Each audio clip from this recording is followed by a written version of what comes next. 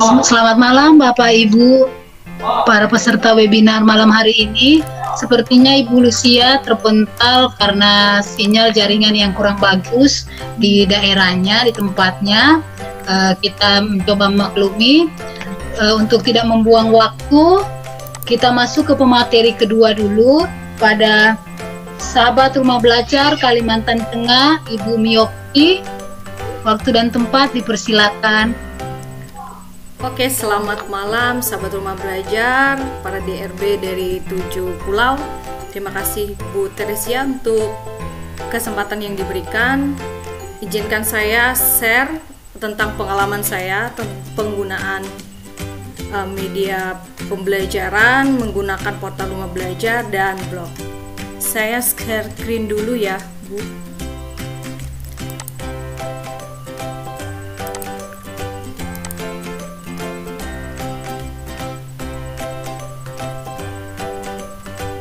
Oke, apakah terlihat? Apakah Sudah kelihatan? ada, Bu. Oke, saya akan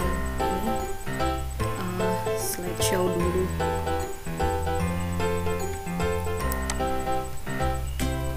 Oke, sini saya akan menyampaikan tentang penerapan blended learning dengan blog dan menggunakan portal rumah belajar pada pembelajaran kimia. Di sini materi yang saya sampaikan adalah tentang korosi, yaitu pada KD 3.5 dan 4.5.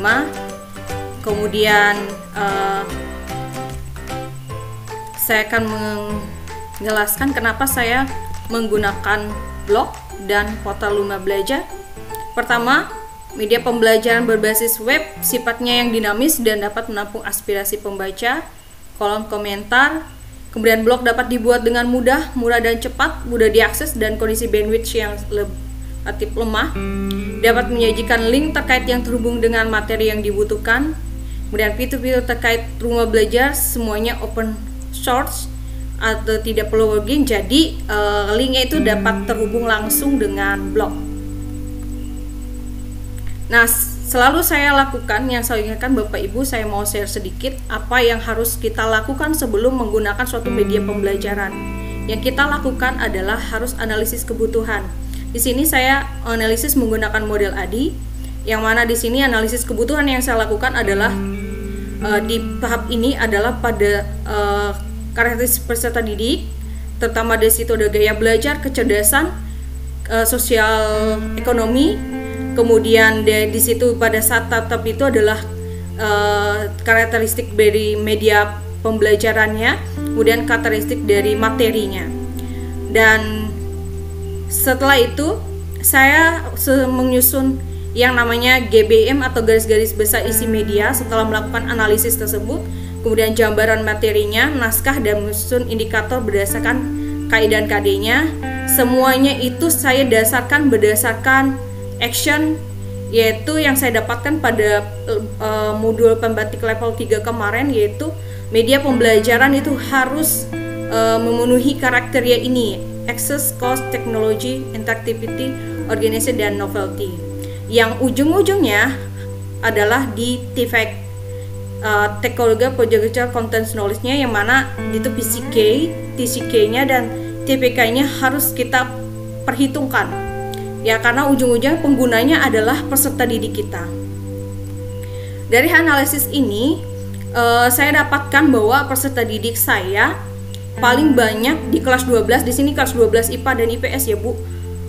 Itu visual paling banyak, mereka belajar secara visual, kemudian auditory 20%, kinestetiknya 10%, kemudian yang dia solitarinya 10%, dan interpersonalnya 10%. Nah, dari karakteristik ini saya tentukan KIKD-nya, dan aktivitas pembelajaran yang paling banyak itu dia bersifat konseptual dan faktual, karena korosi atau perkaratan itu dekat dengan kehidupan sehari-hari peserta didik. Kemudian di tempat peserta didik saya tinggal ada domisili mereka itu tidak merata jangkauan internetnya, ada yang kuat, ada yang sedang, ada yang lemah. Nah, inilah yang menjadi keputusan saya bahwa blended learning dan blog itu yang menjadi media pembelajaran yang saya gunakan juga terhubung dengan portal Lumba Belajar, yaitu sumber belajar. Nah, blended learning itu apa sebenarnya? Pembelajaran yang mengkombinasi di sekolah 2002 itu mengumpulkan bahwa mengombinasikan menggabungkan berbagai teknologi website yang mencapai untuk satu tujuan pendidikan. Kemudian Garner dan Oke menyatakan bahwa sebuah lingkungan pembelajaran yang dirancang dengan menggabungkan pembelajaran tatap muka dengan pembelajaran online yang tujuannya untuk meningkatkan hasil belajar siswa. Jadi kalau disimpulkan bahwa blended learning itu adalah perpaduan dari antara sinkron dan asinkron. Nah, komponen blended learning di sini adalah online learning, pembelajaran tatap muka, dan belajar mandiri. Di sini kita ketahui blended learning itu tidak hanya satu model. Kalau people flip classroom itu masuk di rotation model, itu ada 4 model. Kemudian yang kedua adalah flex model, yang ketiga adalah sub blended model, keempat adalah enrichment virtual model. Berdasarkan analisis yang tadi, saya mengambil blended learning itu bagian model yang ketiga, yaitu sub blend model, yang mana siswa bisa memilih apakah mereka online sepenuhnya atau menggunakan online learning, ataukah mereka memilih belajar mandiri sendiri di rumah atau pembelajaran tatap muka, artinya mereka memilih untuk ke sekolah, seperti itu. Nah, sintak pembelajaran dari blended learning tersebut ada 3. Yang pertama, seeking information. Malam, Bu.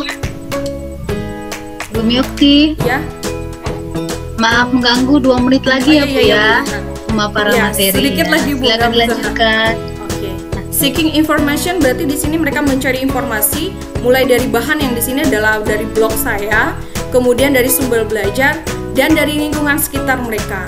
Ini ada beberapa pertanyaan yang diberikan terkait dengan apa yang dimaksud dengan korosi dan bagaimana ciri-cirinya. Nah, mereka mendapatkan informasi itu di lingkungan dan dari bahan ajar yang diberikan. Kemudian pada saat elaborasi information, yaitu tahap kedua, jadi dia melaborasi semua informasi yang mereka pilih, yang mereka terima dengan membaca dengan cara mengatasi bagaimana mereka membuat gagasan untuk mengatasi korosi tersebut.